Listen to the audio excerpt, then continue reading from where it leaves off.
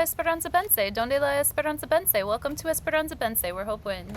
I shuffle these cards a lot before our Quick Hits Tarot reading, and the Sun card jumped out while I was doing that, so I'm going to go with it. The Sun card. I love the Sun card in this tarot deck because it has two people on it, as opposed to the traditional Rider-Waite tarot deck where you see one solitary child on the back of a horse. Here you see a couple, and the Sun card here I think is represented with our solar plexus energy shining forth. That means that we can shine with others and others shine with us. It gives us permission to shine forth our true selves, our true fun in the sun selves with another. And I just love the growth potential here with the sunflowers. They grow so fast and so tall. They also only grow for a season. So let's take advantage and make hay while the sun shines. Let's pray and play since we got our jumper card for today.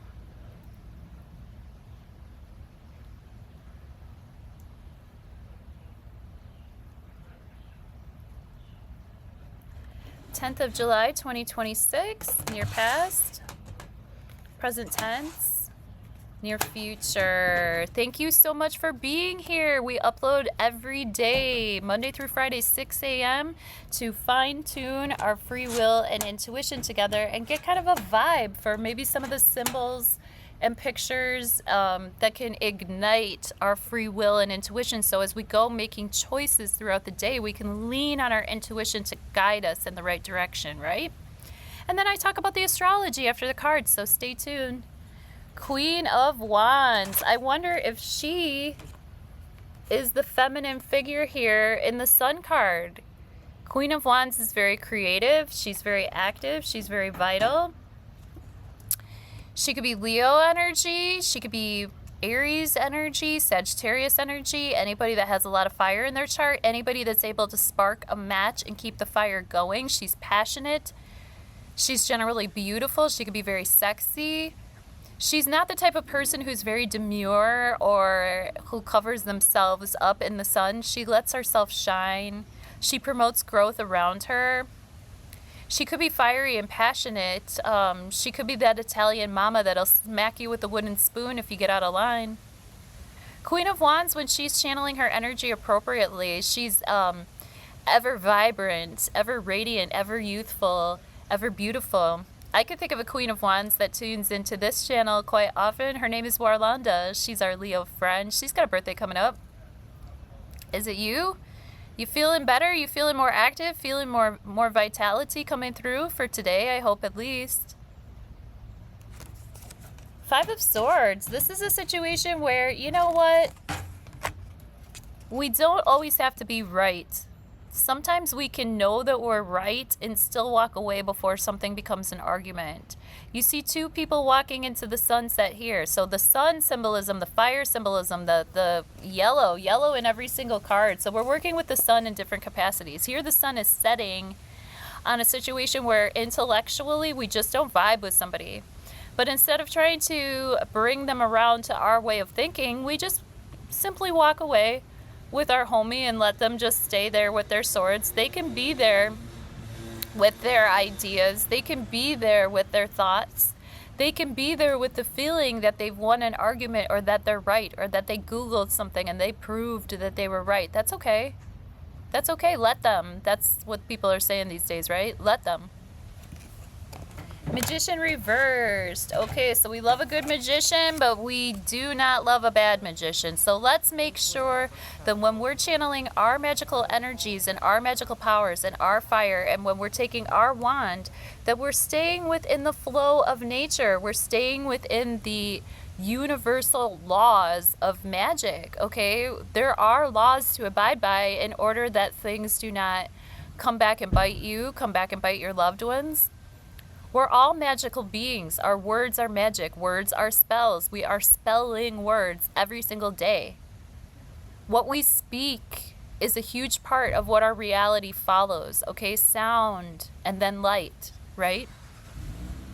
First there was sound. So when we vocalize things, when we use our energy to impose upon reality, when we have really deep urges, especially in our first 3 chakras, our root chakra, our sacral chakra, our solar plexus chakra, all of these together in combination with all the tools that are available, this magician reverse could mean that magic is being done out there in the world and we're all subject to everybody else's magic. Hit my website, why don't you? Go in the description box of this video and why don't you hit up my website? Right on the front page, on the About page as you scroll down, I express my attitude towards magic and how we're subject to everybody else's magic, so we might as well use our magician and on the inside stay in good vibes, stay in good energy, and understand that what we're expressing out into reality can become manifest with a quickness these days too.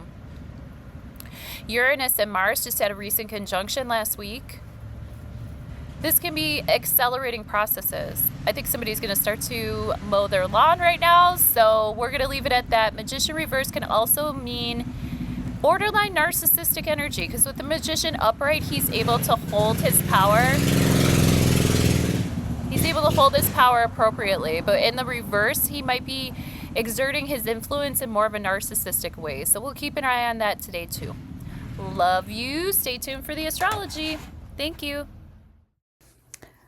Okay, as I keep saying, I think the basket keeps rolling to the left, and then Venus is moving into this conjunction with the South Node, sort of softening what needs to be released, making it not so harsh. The habits, the health regime, the day in, day out patterns of behavior that we might not even be aware that need shifting.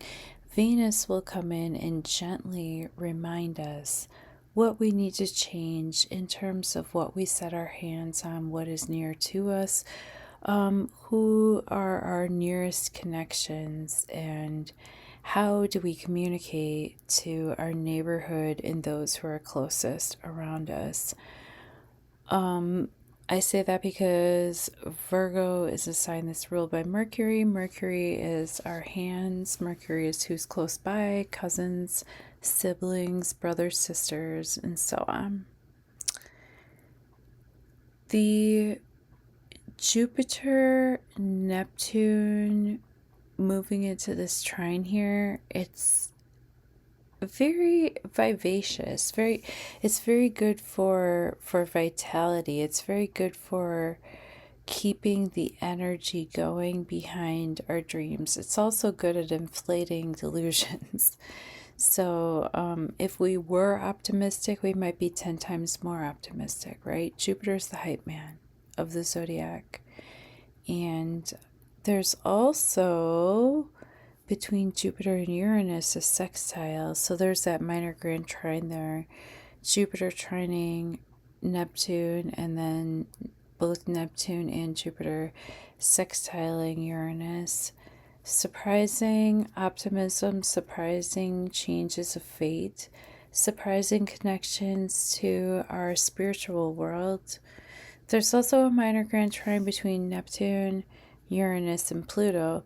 Pluto is the depth of perception and personal power, but it's also power on a collective level, like powers between eras, like a power of a generation, generational power.